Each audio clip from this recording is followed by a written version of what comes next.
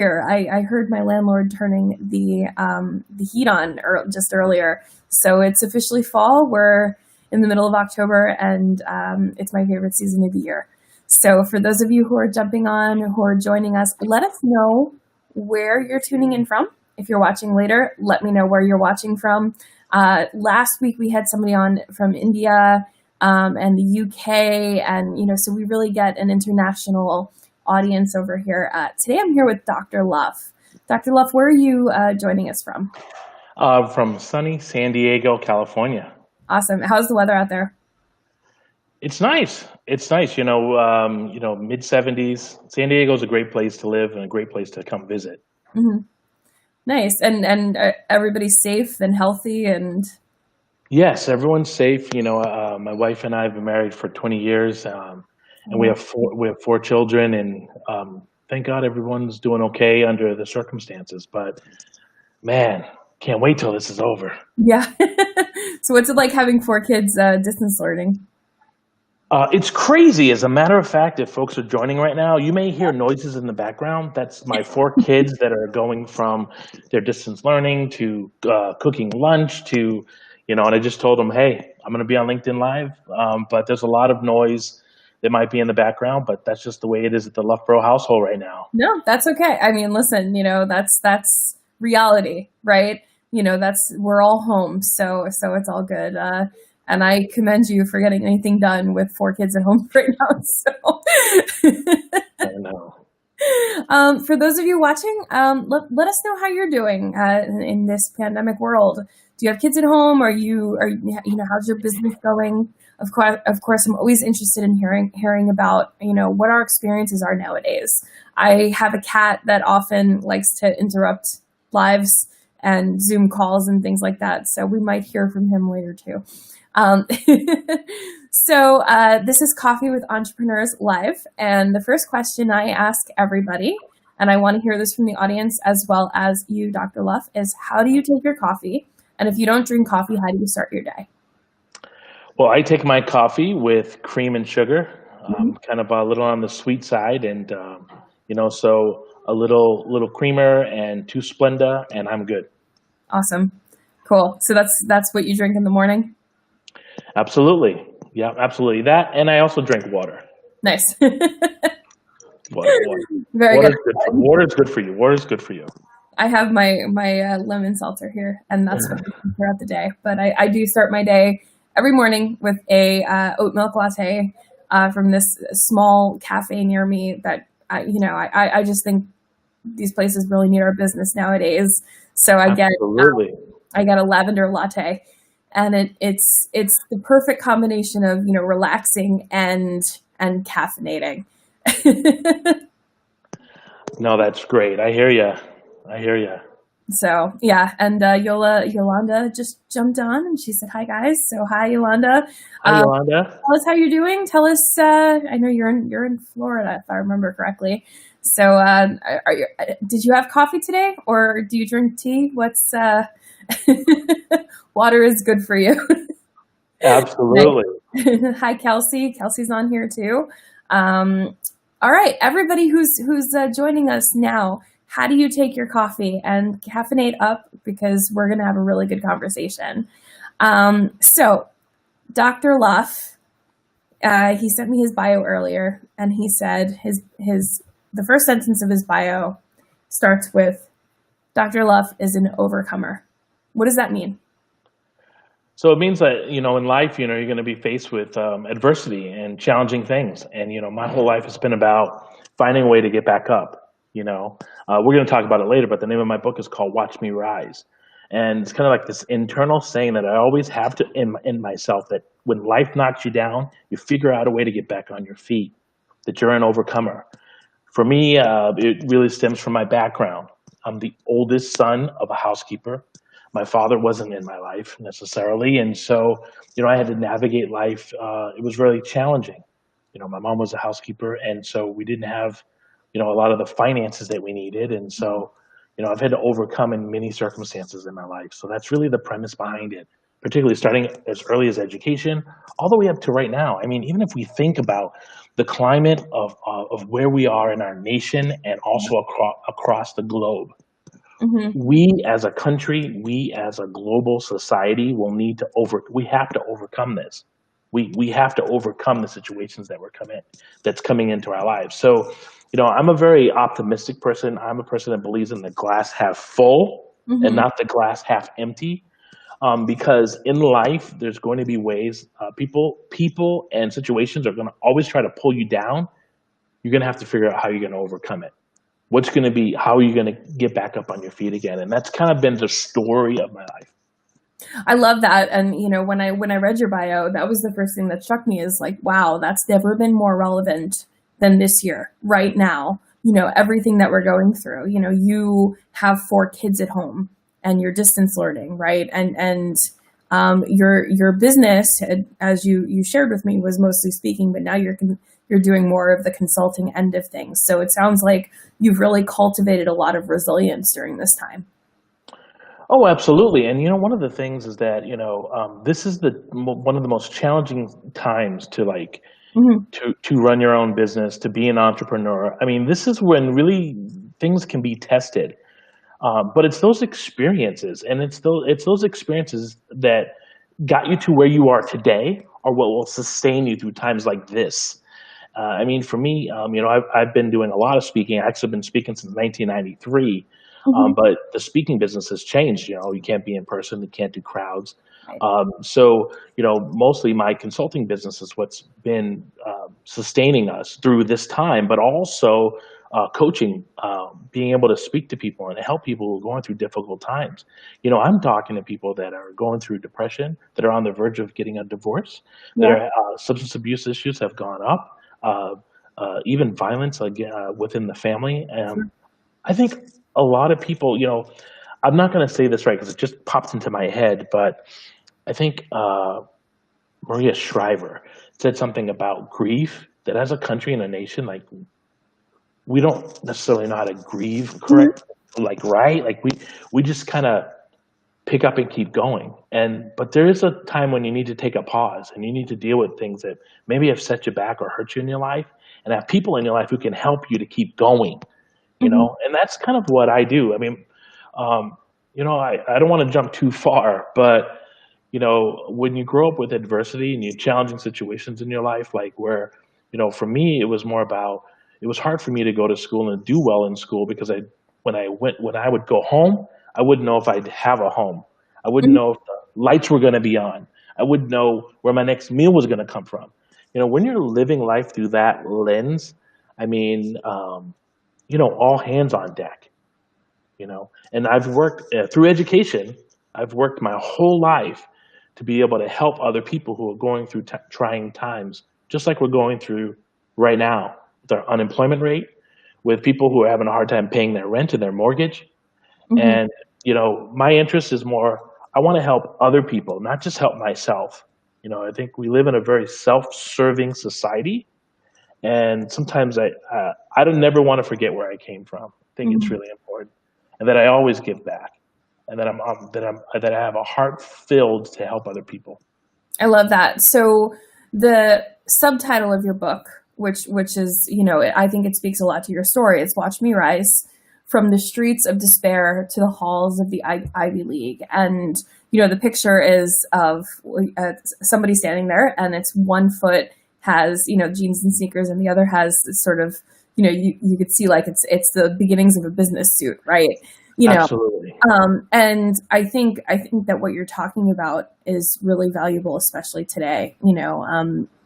And so, what are some strategies that we can take from that we can learn from the book and from someone like you? Well, even from the cover of the book, when I was working with roundtable companies to really kind of come through this concept, I wanted to really be vulnerable and tell my story in a way that not only heals me from my past, but Hmm. will help other people and inspire other people to say, hey, look, if this guy can do it, we can do it, or I can do it, or my company can do it. And so on the cover of the book, there's one leg of a person with like jeans and they're kind of ratty. And then there's actually the tennis shoe is a Puma shoe. And the Mhm. significance of the Puma shoe was that I was a big break dancer back in the 80s. You know, I used to Oh, pop and cool. lock. Yeah, I used to pop and lock. And there's a longer story with that, but we're going to need to do a second interview for that. But I got involved with breakdancing, and it really helped me with my self-esteem. Hmm. Because prior to that, I had issues with school. I stayed back in the third grade. I had a stuttering impediment, and I had to go outside of the classroom to catch up, like with reading specialists and Hmm. math Hmm. specialists. And so I started breakdancing, and breakdancing helped me get out of my shell. However, I also was judged differently by society, by the way I looked, by the way I dressed, by the way I talked. So when it came to kind of getting older and being able to work, people wouldn't take me seriously because of the way I looked. Hmm. And so I needed to transition. While breakdancing was great on building my self-esteem, I knew that I didn't want to be not saying that's a bad thing, but that's not who I was. That just was a part of me that helped me in a Right. difficult time in my life. And then as I went on to college, which was a dream of mine, I wanted to be the first person in my family to go to college. It was huge. It was like my big dream, right? You know, what happened to me was when I went into college, I had to figure out how to dream a new dream, you know, because that was like the big aha. I didn't know what was going to happen after that. But as I went to college, I went to Northeastern University in Boston, and I was a part of the co-op program. And the co-op program is where you work for 6 months, then you go to Hmm. school for 6 months, and you basically do that process for 5 years to graduate with your degree. And I worked and did all of my internships at John Hancock. So when I did my internships at John Hancock Insurance Company, one thing that I realized is that I needed to change the clothes that I was wearing. I had to retire those Pumas. I had Hmm. to retire those jeans, and I needed to wear slacks and dress shoes. And basically, the symbolism of the book is you can never judge a book by its cover. You Hmm. can never judge a book by its cover. And I say that when I work with young people or when I work with schools or people that have had a difficult time in their life, that you know it doesn't matter what people see on the outside, it's what's in you on the inside. And the goal in life is to transform who you are on the inside for people to see that on the outside. That's the goal of life. So that's what the book kind of represents and kind of some of the nuggets to take away. Hmm. The biggest one is that people are going to discourage you. Sometimes people close, or even your own family members, are going to laugh at you and mock you and think you're crazy to do the dream that you know you've been birthed inside of you. But no matter what goes on, you just have to keep going. You have to get Love. up and you have to just keep Yeah. going. I love that. And, so many of our listeners here are entrepreneurs, right? And, I can't tell you how many times I've heard, what do you do? What do you mean you're going to do that? How can you do that? Right. All of us have heard that. And what do you recommend to somebody who hears that?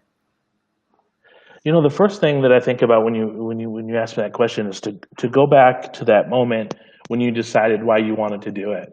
Like to go back to your why, your Hmm. your your your your your your, your meaning and your vision for what you want to do and create for your life. You know, all my life I was told that I had a speech impediment. I had problems speaking. You know, I stuttered in the third grade and all the way up until middle school. And I wanted to shatter that paradigm as a young kid. So I can't think of a better way to shatter that than to become a professional speaker Yeah. and to put myself in front of difficult situations where I'm freaked out all the time. But I know that I'm just going to get better and better and better. As a matter of fact, I say, you know, I would sometimes pray and ask God to use me in a way, to use the words to pierce the hearts of those who have an ear to hear, that I can transform their lives just by saying a word or two that they needed to hear, you know. Mhm. And I've worked my whole life at that, like, believe me. So, I mean, my advice would be like, don't give up. Yeah. 2, don't forget your why. And Mhm. 3, where were those people when you were in your darkest, dark moment in your life? Where were they? The same Yeah. people who are telling you and discouraging you right now. Did they Yeah. help you? Did they Right. give you that opportunity? So be careful on whose advice you take. You know, if it's something that they haven't emulated, if it's something that they haven't modeled, if they haven't been in your life in a dark season, then disqualify what they're saying, because at Yeah. the end of the day, they're not going to see you at the top. You know what I mean? And there's a saying, I forget who says this, but I read this somewhere and it stayed with me forever. Don't ever take advice from somebody who you wouldn't trade places with. Mm. And what I'm hearing from you is Yeah. exactly that. Yeah. Because A thing for me is like, when I was, in high school and I was hanging around with my breakdance buddies, right? Who weren't thinking about going to college, who their mama didn't go to college, and they were discouraging me from applying to college. As a matter of Mhm. fact, they were saying, kids like us don't go to school. Who do you think you are? You think you're better than us? We don't go to college. Yeah, And you're right, because no one in your family's gone to college. You're not thinking about college. But just because you speak that over yourself doesn't mean you speak that towards me. right. I was told that my life would be 10 times better if I went to college. And you know what? It was. I Mhm. wouldn't trade it for a million. I wouldn't trade it for anything. Going to college changed the trajectory of my life. Now, things are a little bit different. And entrepreneurs don't necessarily have to go to college, but they have to be really good at their craft, right? Not Mhm. only passionate, but they have to be really good at their craft. For me, it was education. Mhm. For me, it was education, because education put me in contact with people who ordinarily I didn't grow up with. I wasn't around on a daily basis. So I got to see life from what I call, and I learned this at Harvard, a double victory theory. A double victory theory. And it basically goes like this: double culture plus double consciousness equals a double victory. The more that we can take people who have been in singular environments and expose them to other people, like-minded people, the more they grow and the more they uh, can socially uh, fit in any environment, and that's really important to me. So like this double theory: double culture, double consciousness equals a double victory. That's fantastic. I want to remind everybody that we have the chat here. So if you have a question for Dr. Luff, whether it's about breakdancing or about education or anything like that, or even about his story, because his story is really remarkable. Being the first person in his family that went to college, and he really changed the trajectory of his life from it. If you have questions, put it in the chat. We will see it. We will answer it. So that's fantastic. So tell us a little bit about your process writing the book. I know you worked with roundtable companies, and Yes. RTC is near and dear to my heart. And we have a few folks from there watching and chatting in. And I'd love to hear what that process was like, because it sounds like the book, the book both takes on it's both a memoir and sort of a business book when you think about it, because you're teaching people how to do what you did. So tell us a little bit about that. So I have to start at the beginning. So I started speaking since I was 23. So this was in 1993, and I've been speaking that whole time. And almost clockwork, at the end of my speech, people would come up to me and say, "Hey, have you ever thought of writing your story? Do you have a book? Oh, I have a son or a daughter I would love to. They need to read your story." And I never had one. And so like 20 years went by. Can you get this? 20 years, everyone looking at me. 20 years went by. And I kept speaking without a book. And there was a gentleman, his name was Robert Renteria, and he wrote a book called From the Barrio to the Boardroom. From the Yep. Barrio to the Boardroom. And he actually was speaking at a church that I attended. And he shared his story. And I looked at him and I'm like, wow, I have a powerful story too. My story is just as powerful as his.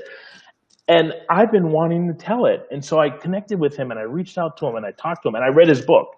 And then when I read his book, I was in tears. I read his book and I was in tears. I'm like, yo, sorry, but I got to go there. Yo, the way the book is written, like I could feel that.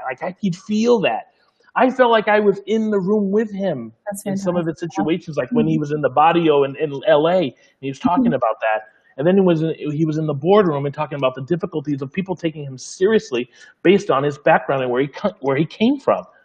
And I'm like, so I called him and I talked to him and I said, look, for over 20 years, I've been trying to write my story, and a lot of people tell me, to write my story because basically my story is from homeless to Harvard.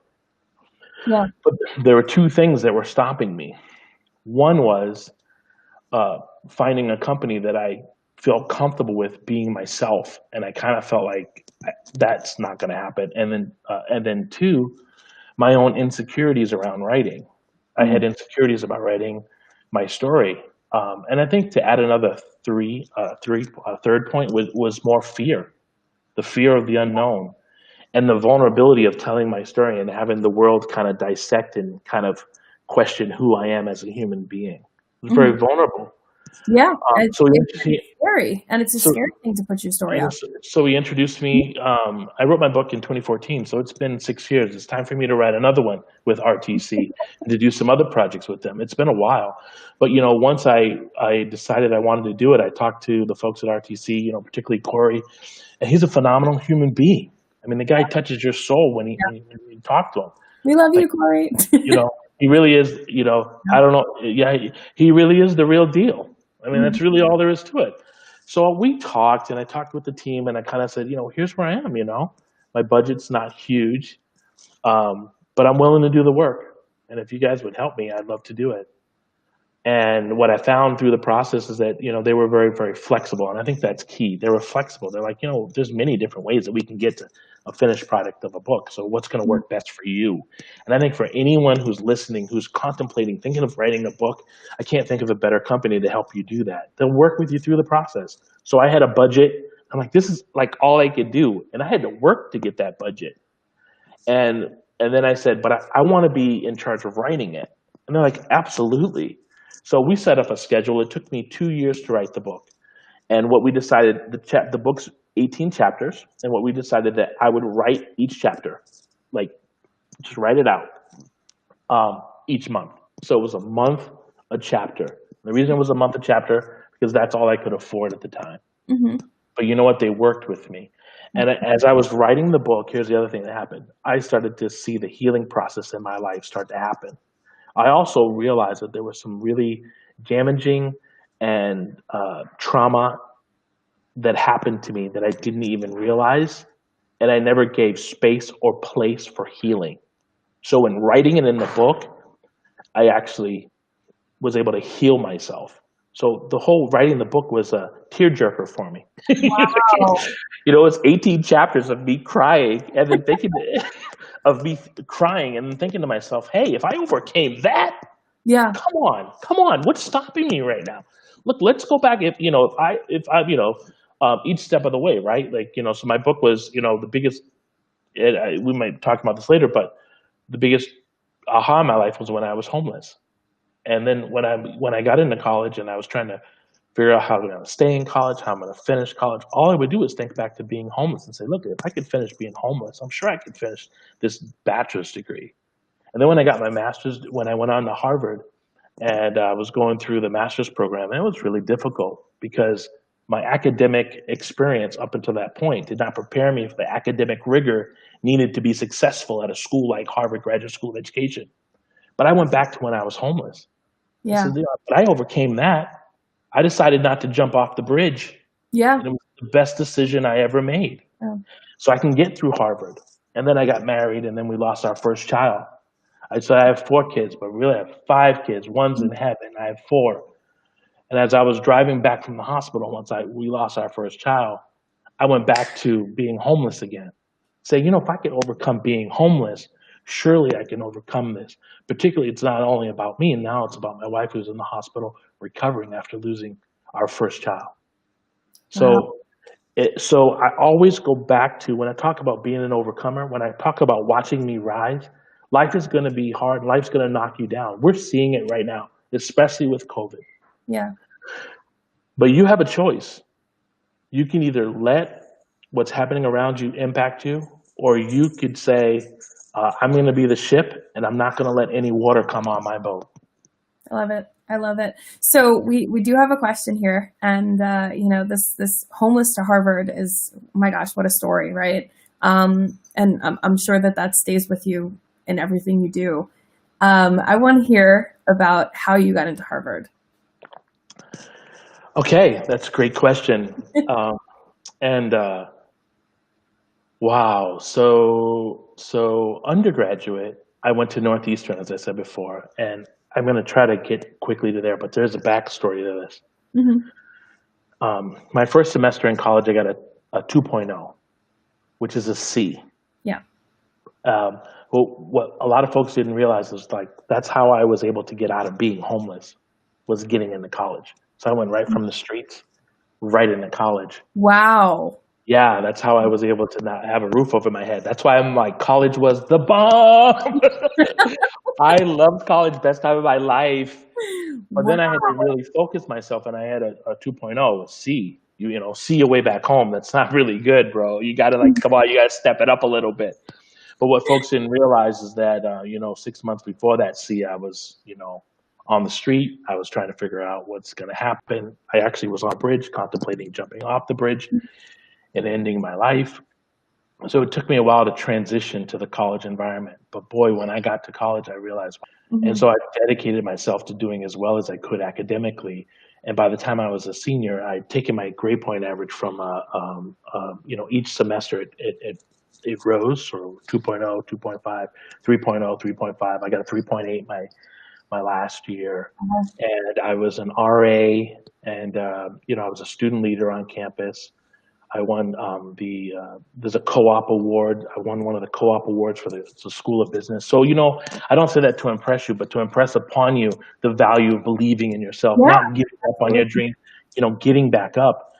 And so it qualified me to become the student commencement speaker of my class. So I was the student commencement speaker. I competed against all the valedictorians of all the colleges in Northeastern, and I won. And Wow. I don't say that lightly because I told you prior that I had a stuttering impediment in the third grade.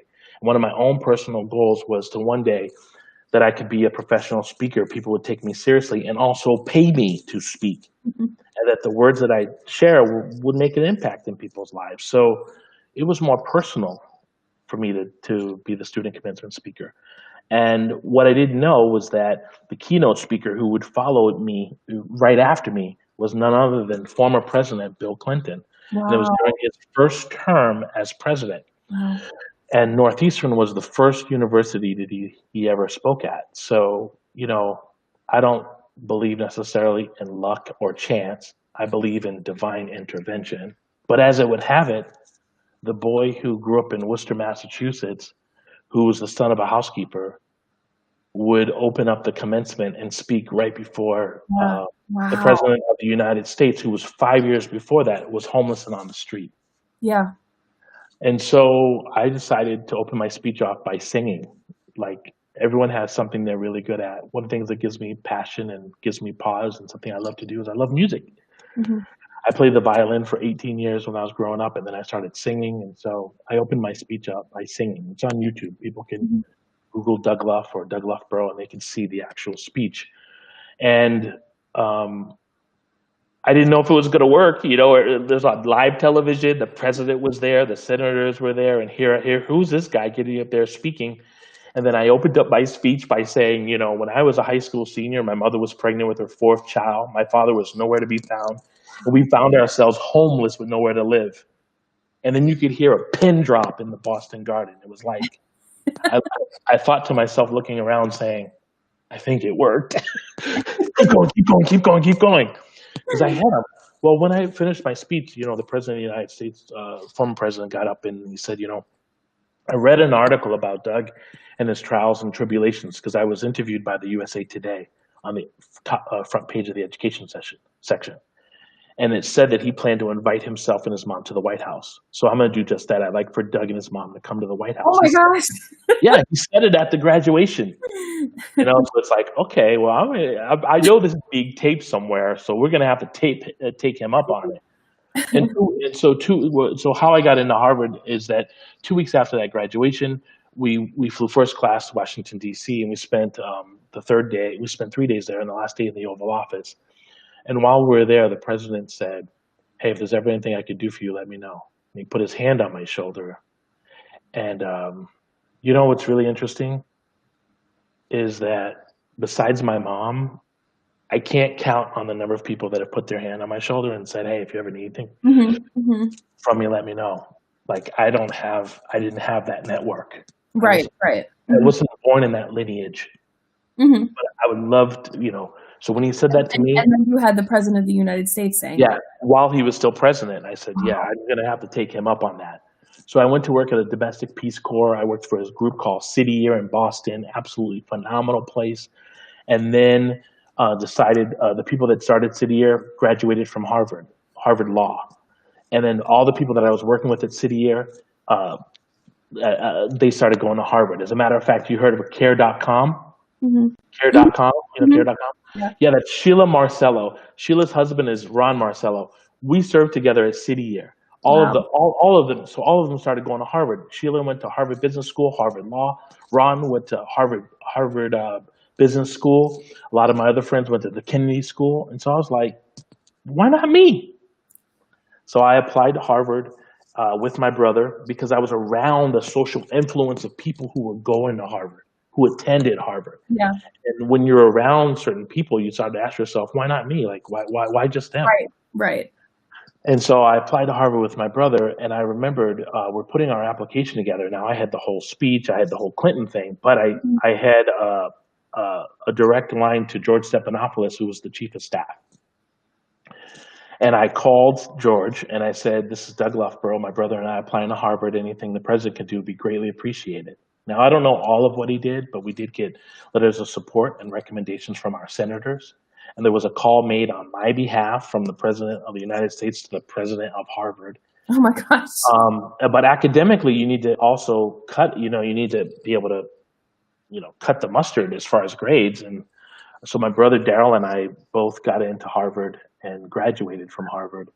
And the inspiration to go to Harvard was, my mom would always tell me, "The me I see is the me I'll be. How you see yourself in life is what you will become." So if you see Mhm. yourself a certain way, you will bend towards that direction. So I started to see myself as someone that could go to Harvard. Up Yeah. until Yeah. then, I didn't know anyone. Mhm. But a lot of, I was discouraged by a lot of people, even family members and friends. Sure. Sure. But And that's it's how I got into Harvard. that's that wow. First of all, wow, what a story. Second of all, I think what you're talking about exemplifies, the Jim Rohn principle that you're the average of the five people you spend the most time with, and you started spending time with some really amazing people, and you do that, and you start to see yourself differently. Um, The other thing that I want to just kind of throw out there is that the majority of people, the majority of folks choose friends that that usually they're the giver, they're the ones that the author of information, and they can help other people. I like to be and connect myself with people who are where I want to become. I like to my network and people I socialize with. mhm. They're all doing things of where I'm heading, much like what you're doing. I mean, look at this Facebook. I mean, not Facebook, LinkedIn Live. Come on, who's doing that? Who? Well, it's funny because my mom my mom is probably going to be watching this on Facebook, not LinkedIn. But when my mom heard that I had LinkedIn Live, she was like, "Elon Musk has that," and I know. I was like, "All right, I well, know. Yeah, it's great, but like I try to surround myself with people where I can still grow. yeah, no, I love it. I Most love most most people hang around where they're the givers. Like people are around them for the information they have. I like to say it this way: I've had many relationships and friendships and business relationships where the relationship was only transactional, it. Hmm. not transitional. Yeah, I'm looking for people to connect with where it's a it's a transformation. I'm not looking for a transaction. I hope I said that right.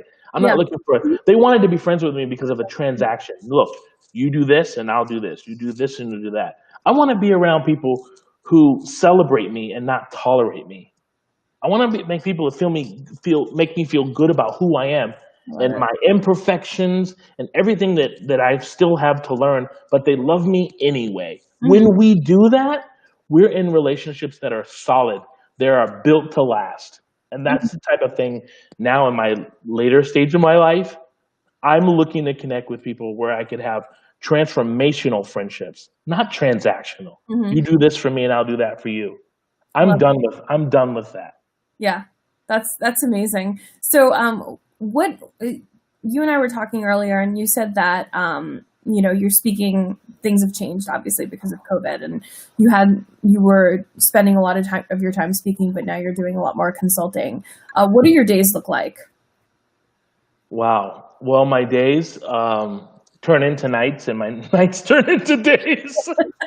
Isn't that a song or something? That's a song. Is that a song? But no, honestly, it's like, like the pandemic has hit this household really hard, you know? Hmm. But that's not a time for me to wallow or to sit back. It just means I need to make another phone call, you Yeah. know. So the speaking has been really difficult. I've had some speaking engagements through Zoom, and I have to say it's been so hard to make that connection with people Sure. on the video. So, I actually don't like it. I'll do it, but I actually don't like it. I think where I really come to life and where there's a lot of an exchange of information and inspiration is when I'm in front of people. sure. Um, so that's been challenging. The consulting, though, on the other hand, is just helping companies, primarily in education. So I'm an adjunct professor at Point Loma Nazarene University, and the graduate school education, and I teach the culturally responsive teaching class to all educators that are going into the classroom. And with our current climate right now, can't think of something that's so important for our young people, particularly vulnerable students or students of color, is to really talk about the importance of reaching all of our students and doing that through culturally responsive practices. So I'm doing some consulting with a couple of school districts, and I work with teachers and individuals, even parents, school board members that really want to know more about how to be more culturally responsive to the needs of our kids, especially in a distance learning environment, Hmm. Hmm. that don't look like them. And it's really important, Important. because we don't want to leave kids out. Like I was Mhm. left out as a kid, Yeah. you know. And then the other piece is really on the coaching side, the life coaching side, and just really helping people through challenging situations in their life. Through whether it's depression or they're on the verge of getting a divorce, uh, Hmm. or they're trying to figure out how to really connect with their kids during distance learning because they just lost their job and they Yeah. need to do whatever they can to hold on. Uh, that's what I do really well. So That's that's fantastic. It sounds that's like space on you're the person to do that. So that's wonderful. Um, that's that's fantastic. Well, thank you so much for being here. This has been a wonderful conversation, and I have a little bit of a surprise for the RTC folks, although I don't know if it's actually a surprise. The Vulnerability Sexy game is a card game that you can play with, friends, family, or even at work, and it's about getting to know people and getting to know the whole person. So since you work with RTC and I work with RTC and I love RTC, we're going to ask you a vulnerability question. And are you ready to get vulnerable? Let's go. Let's go. Let's so get vulnerable, people. Vulnerability is sexy. So for those of you who are listening either live here or are listening later, I want you guys to answer this question too, if you so if you're up for it. So the question I pulled is: name up to 3 major turning points in your life that changed the direction your life was heading. Well, I talked about some of them, but I think the 3 that even till today, like I mean, even when I talk about it, I'm gonna start getting fired up. Okay, I'm just gonna tell you right now. I'm just gonna tell you right now because that's how I do it. But the first one was in my third grade. It was in third grade. I had a teacher that did not want me in the class. I was the only African American student in an all white class, and we went. Make a quick story. We went. I was my mother traveled a lot because of finances and being homeless. So I got to the third grade and I showed up at the school, and the teacher said, we don't have any more room in the back of the classroom. When I looked over her shoulder, I could see the whole back row was open. So It was really difficult, and for that first year, I didn't learn. But what really the biggest one was for me was that I couldn't read in the third grade.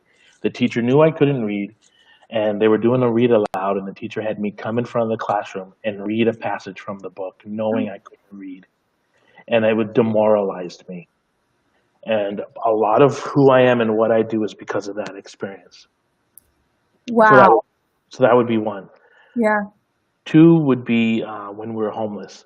You know, I felt helpless, but then I realized that being homeless doesn't mean that you can't be hopeful for another day and a brighter day. But being homeless was a real challenge, and I thought of ending my life at the age of 18 Hmm. because of being homeless. Yeah. But I'm but glad you didn't. I mean, but it and there's a big part of it in the book. But a guy who I didn't know, who was actually a homeless guy, how ironic that is, really talked some sense into me and literally talked me off a bridge. my gosh. And my life turned around when I walked off that bridge. You know, very Hmm. 6 months after being that experience, I got into college. Go figure. Yeah. And I think the third thing that really changed things for me was my experience at Northeastern and being a student commencement speaker and having the opportunity to share the stage with the former president of the United States as well as all the other dignitaries and being able to share my story, but also being able to highlight my mom, you know. And I want a big shout out to all the mentors that help us get to where we are today, right? Mhm. You know, there's people, you they'll use their names, use their stories to help motivate you, you know, because my mom didn't graduate from college. She had to drop out of college her freshman year because she had me. Mhm. Um, but her legacy will be felt for years to come. Yeah. And you just never know what your legacy is going to be, so Yeah, that's you never know how many lives you touch, and look what happened. Your mom, your mom indirectly and directly, had this amazing impact, yeah, on the president of the United States, on you, on your entire graduating class. So, yeah, and countless other people, everybody who reads your book, everybody who you speak to. yeah. You know, I wanted. You know, I often say, you know, my mom is one of my greatest inspirations. Her birthday was yesterday. She turned 71. Happy belated birthday, Mama Luff. Thank you for all you've done for me. You That's know, they great. make a bit, and that's what people, you know, during this time, you know, even for young people that are watching or you know that we can't forget the sacrifices that were made on our behalf for Mhm. us to have the opportunity to do what we do right now. We have to pay homage and pay respect for our elders. And that's kind of how I grew up, Mhm. and that's how I am, and that's kind of I think where my saving grace has come from is like the sacrifices of other people. Love it. Love it. So, how can people get in touch with you? So the best way is through my website, dougluff.com. And when they go to dougluff.com, if they wanted to just schedule a time to talk, I'm doing free Zoom calls for 30 minutes. And they just go to my website, and go under services, go under coaching, and they'll see my calendar, book a time, let's talk. I'd love to see how we could work together and how I can help them rise. Love it. And pick up the book, Watch Me Rise from the Streets of Despair to the Halls of the Ivy League. And I'm excited to hear about your eventual second book. I will be here for Yes, need to get going on it. and we'll have to have you back to talk about it at it then too. I'd love to, and thank you for all that you're doing, and the platforms and the space to give people to tell their story, and to continue to rise during very difficult situations. We can't do this alone. We have to do it together. We have Yeah, to look at the positive side and to keep going with it. thank you for Can I that. can I can I give a shout out to my daughter? Come here, come here. Can I give a shout out to my Yeah, of daughter? course. This is May May. Come here, May May. Come here, May May. We're on LinkedIn Live.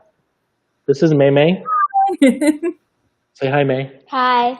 May May, how old are you? 9. She's my youngest daughter, and we call her the May because she is the May May of my eye, right? Oh, All right. Thank you. good. And she was going back and forth. By the way, you know, she was walking back and forth like, "Daddy, can I be about Daddy? Can Daddy, Daddy, Daddy?" So I had to give her a shout out. Give her a shout out to all parents out there. Fair enough. And you and every other parent out there that's doing distance learning right now. I have so much respect for all of you. So, Amazing. Thank you so much for being here. All right. Thank you so much. Hopefully we'll talk soon.